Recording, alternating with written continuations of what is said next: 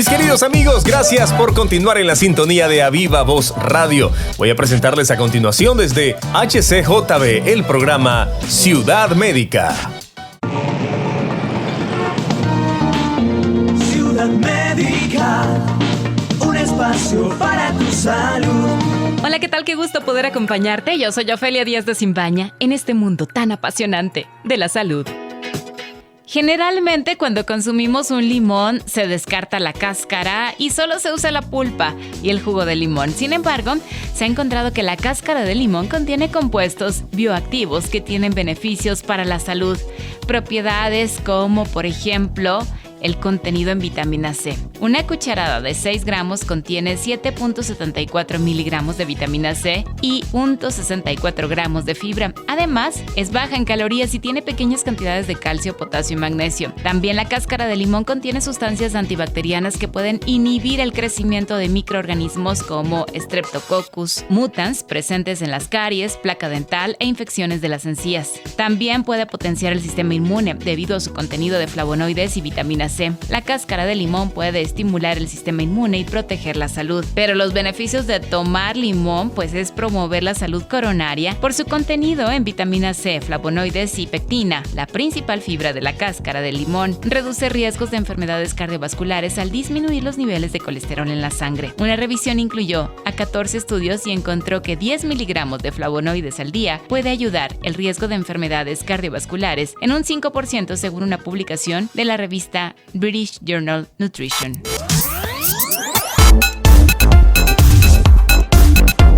Aquí el detalle más actual en el campo de la salud. ¿Qué implica haber tenido efectos secundarios por la vacuna contra COVID? A la casa de los ultraprocesados disfrazados de saludables. Un estudio demuestra que el humo del vapeo produce arritmias. Las personas que informaron haber experimentado efectos secundarios con las vacunas de Pfizer, BioNTech y Moderna, como fiebre, escalofríos o dolor muscular, son las que tienden a tener una mayor respuesta inmunológica, según una nueva investigación. Tener tales síntomas después de inocularse contra COVID-19 se asocia con mayores respuestas de anticuerpos, en comparación con tener solo dolor o sarpullido en el lugar de la inyección o ningún síntoma, según un artículo publicado en la revista médica JAMA Network Open. Y aunque a lo largo de 30 años se ha visto que la pirámide alimenticia necesitaba una reformulación, la legislación del etiquetado nutricional aún se basa en ella, algo que Estados Unidos quiere cambiar. 30 años después, muchos grupos de trabajo han revisado y reformulado la pirámide. Sin embargo, la sombra de la pirámide es alargada y los pilares que la cimientan siguen coleando en la legislación que regula el etiquetado nutricional de los alimentos en Estados Unidos. Hoy, ellos mismos mueven fichas para redefinir qué es realmente un alimento saludable. Los cereales de desayuno son quizá el ejemplo más representativo de alimentos que se han considerado saludables a lo largo de los años, cuando en realidad existen grandes diferencias nutricionales entre ellos. A partir de que las nuevas medidas se implementen, unos cereales para poder ser etiquetados como saludables deberían contener 3/4 partes de cereales integrales y no más de 1 gramo de grasa saturada, 230 miligramos de sodio y 2,5 gramos de azúcares añadidos por ración. Y en España, las enfermedades del sistema circulatorio producen un 24% de las muertes registradas por todas las causas. Según un estudio de la revista española de cardiología, unas 54,000 personas mueren cada año por culpa del tabaco y unas 14,000 de ellas lo hacen por enfermedades cardiovasculares. La vinculación del tabaco con el desarrollo de este tipo de patologías no es nada nuevo. No obstante, los dispositivos susceptibles de liberación de nicotina, como son los cigarrillos electrónicos, también podrían estar detrás de la aparición de arritmias y alteraciones en el ritmo cardíaco. Así lo evidencian los resultados del estudio publicado en estos días por Nature Communications. El reciente estudio ha asociado la inhalación de los aerosoles de cigarrillos electrónicos con trastorno del ritmo del corazón, incluyendo arritmias ventriculares en ratones. Varios de los componentes presentes en este tipo de dispositivos habían sido previamente relacionados con el desarrollo de enfermedades. Hoy en Médico Directo hablaremos sobre la enfermedad celíaca. ¿Quiere saber usted más de este tema? Lo invito a que nos acompañe. Una charla amigable con nuestro invitado. Hoy recibimos con muchísimo agrado a la doctora Carolina Aulestia. Ella es especialista en enfermedades autoinmunes en España, del Hospital Bozán de Esquito. Gracias, Caro, por acompañarnos el día de hoy y hablar de la otra cara de la celiaquía. Siempre hablamos desde la parte del gluten, desde la parte que no se puede comer el pan, las harinas y todos sus derivados, pero hoy queremos verla como una enfermedad autoinmune que es la celiaquía. ¿Cómo se trabaja esto desde tu lado? Muy bien, gracias, Ofelia, por invitarme a tu programa, como siempre. Un gusto estar acá. A ver, es un tema un poquito complejo porque es un tema que a la vez que aparentemente se conoce mucho, hay mucha manipulación de la información y una no muy buena información. Entonces, la celiaquía en sí, sí es una enfermedad autoinmune, la auténtica enfermedad celíaca. Es decir, este es un paciente que en una altísima proporción tiene una predisposición genética, incluso en la gran mayoría de pacientes confirmable a través de estudios genéticos. O sea que no se desarrolla después, porque muchas personas se manifiesta después, pero ya lo tiene.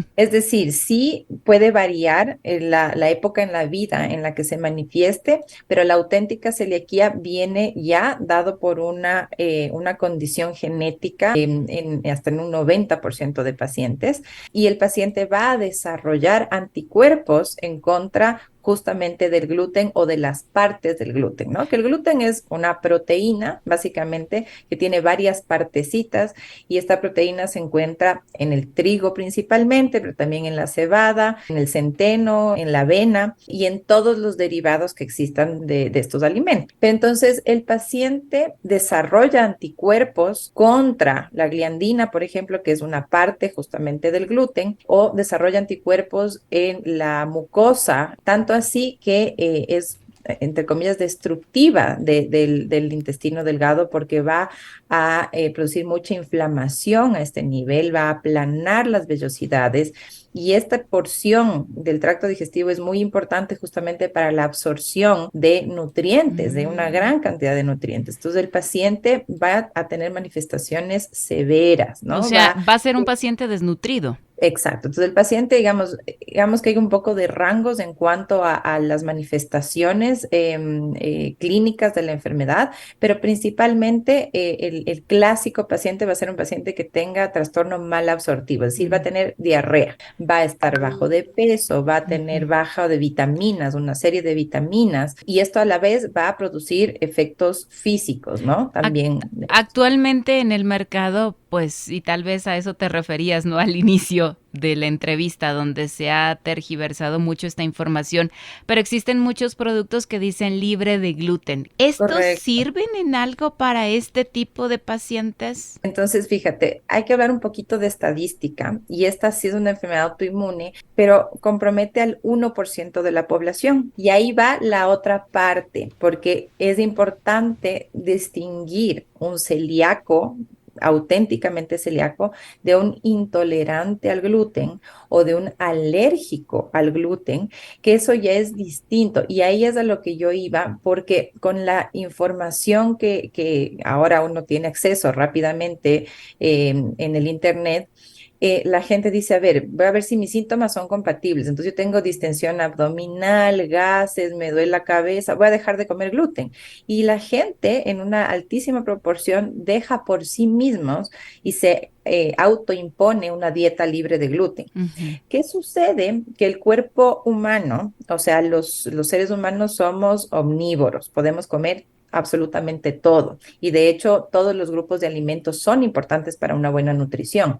Pero el momento que dejamos de comer y hacemos dietas restrictivas muy estrictas, por ejemplo, hay gente que deja de comer lácteos radicalmente porque leyó o porque alguien le recomendó o lo que sea. El momento que quiere volver a comer lácteos, se volvió intolerante a la lactosa. Wow, nosotros mismos lo producimos entonces. Correcto, correcto. Entonces, pero pasa esta que nosotros la producimos tiene los mismos efectos secundarios que tiene la original, podríamos decir así. Ok, no es tan severa, no es tan severa. Usualmente el paciente con intolerancia al gluten no va a tener estos cuadros tan severos de Va desnutrición, muy de diarrea. relacionado intolerancia al gluten con intolerancia a la lactosa, ¿verdad? También, porque además son pacientes que tienden a hacer dietas muy restrictivas y entonces cuando vuelven a intentar comer o introducir alimentos, no es que no se pueda, ojo, se puede con una dirección nutricional haciendo exposición a alimentos de a poquito para poder volver a ser tolerante o lamentablemente a pacientes que ya pasaron muchos años con dietas restrictivas ya probablemente no van a poder volver a comer alimentos de este tipo. Entonces, es una dieta muy limitada la que terminan teniendo. Y también desde el punto de vista psicológico es complejo porque imagínate, o sea, uno sale normalmente a comer a un restaurante o se va de viaje y tiene que tener tantas limitaciones en cuanto a ver qué es lo que come y se vuelve ya un tema de mucho estrés emocional inclusive porque entonces empezamos a ver todas las etiquetas, a ver si no tiene algo, un poco de trazas de gluten y la gente se sugestiona muchísimo y entonces alcanzó a ver que tiene traza de gluten y ya se siente automáticamente mal. O apenas huele el pan, ¿no?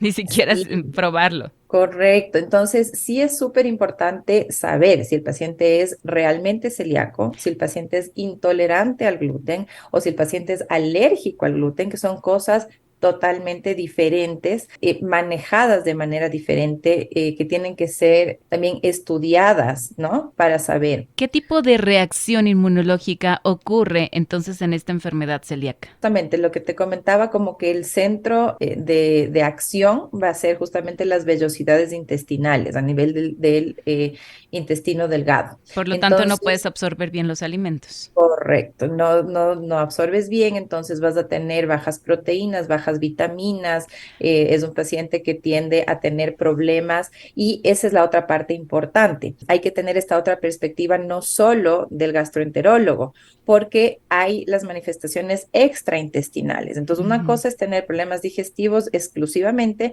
y otra cosa es tener ya problemas cutáneos, problemas articulares, problemas del sistema nervioso, que todo esto puede también ocurrir en pacientes celíacos. Hay grados más altos, hay grados más bajos, más tolerantes. Correcto, no tanto que esté establecido, digamos que uno pueda tener un grado 1, 2 o 3, no tanto así, sino que sí las manifestaciones varían. Y esto pasa, digamos, casi en cualquier enfermedad. Uno puede tener hipertensión, pero hay uno que tiene una hipertensión que hay que usar 4 medicamentos para controlarlo y hay uno que apenas uno, ¿no? Entonces esto depende mucho de cada paciente. Entonces hay pacientes que tienen manifestaciones leves. Fíjate que hay pacientes incluso asintomáticos, que el paciente por alguna otra condición fue a endoscopía y en endoscopía encuentran que tiene vellosidades intestinales planas, atrófica completamente y desde ahí parte el punto a estudiarle y ha sido pues celíaco. Pero ahora tiene ya gran variedad de productos y ya los productos también anuncian si tiene o no tiene gluten, lo cual hace más fácil también su vida. Entonces, al verdadero celíaco sí que puede tener, o sea, recobrar una vida normal, Más digamos, tranquilo. teniendo una dieta adecuada, ir estos procesos sin necesidad realmente de mantenerse, por ejemplo, con inmunosupresores. Entonces, eso es una cosa muy positiva en ese sentido. El examen exacto entonces para determinar si el paciente es celíaco o no, ¿cuál sería? Son dos. A nivel de sangre, medimos justamente anticuerpos, antigliandina, como te decía, antitransglutaminasa. También tenemos que ver niveles de una inmunoglobulina que se llama inmunoglobulina IgA. Comprobarlo a través de una endoscopía, justamente que haya esta afección sobre las vellosidades intestinales. Perfecto. Muchísimas Sí. gracias, doctora Carolina Aulestia, especialista en enfermedades autoinmunes del Hospital Bozán de Esquito. A usted, amigo y amiga, a seguirnos cuidando, por favor. Hasta la próxima. Un espacio para tu salud.